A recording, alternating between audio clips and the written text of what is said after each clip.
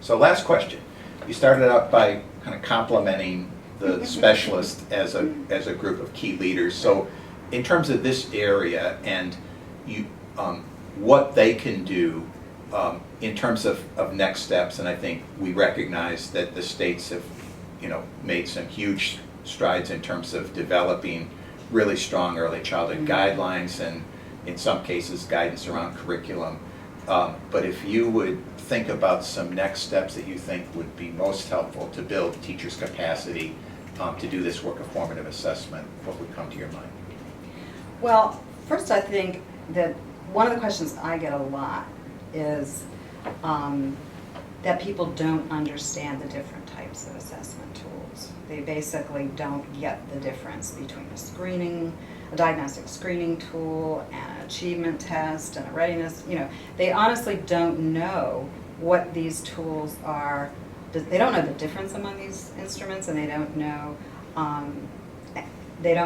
what their intended purposes are, and therefore they get used for purposes for which they're not intended. And that's one of the biggest issues. So if you hand a teacher a screening tool when they really need, some form of a structured assessment instrument that gives, that guides them with a rubric, for instance, then what do? They can't make any connection. So from my perspective, one of the things that the specialists could do is to really help the people they work with to understand the various types of tools and what they're intended for and what they're good for. Some tools are not necessarily as good as others.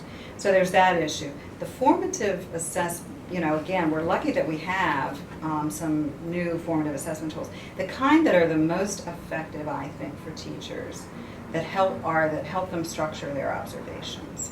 So they aren't just the narrative kind of observations. There are times when you need narrative observation because narrative records of your observations, and because, for example, you are dealing with a child with challenging behaviors and you really need to do a functional analysis of that child's challenging behavior, and so you really need a very thorough systematic behavioral analysis, and so that's a different kind of situation. But as far as formative assessment goes, they're giving teachers a rubric where you have like a 5-point scale, and the points of the scale are defined, what they mean. So it isn't just a rating scale where you say, well, a child, I'm going to use a very poor example, but I'll just say counting. A child has one-to-one correspondence, and instead of just saying 1, 2, 3, a child, not yet, maybe, partially, or yes, the teacher who understands what one-to-one correspondence is can use that kind of a rating scale.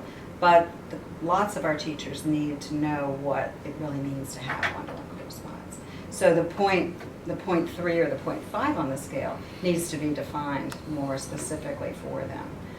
The point 1 could be, that the child, doesn't come out with, doesn't touch all the points, or doesn't come up with the same number every time, or doesn't understand that, the last, there's lots of ways in which you could define those points on the scale.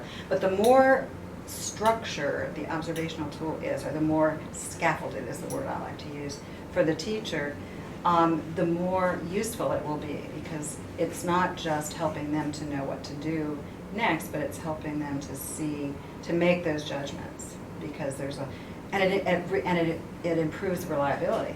Because when you have the points of the scale more clearly defined, then two people who are observing are going to come up with the same rating, are more likely to come up with the same rating than if you just say, 1, 2, 3, or 1, 2, 3, 4, 5.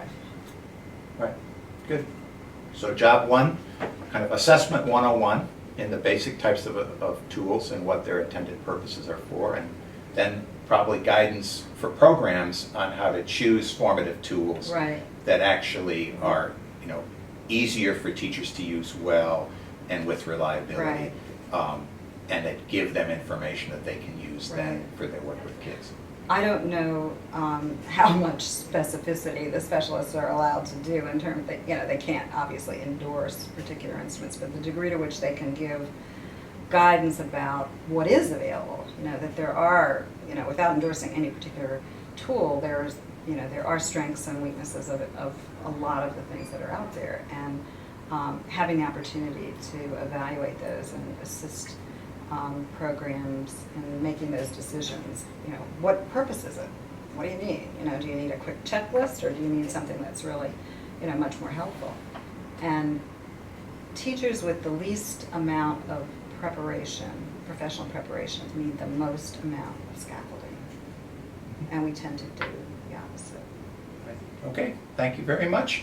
You passed your Hollywood tryout. Always good to talk with you. Thank you, Tom. Good to talk to you.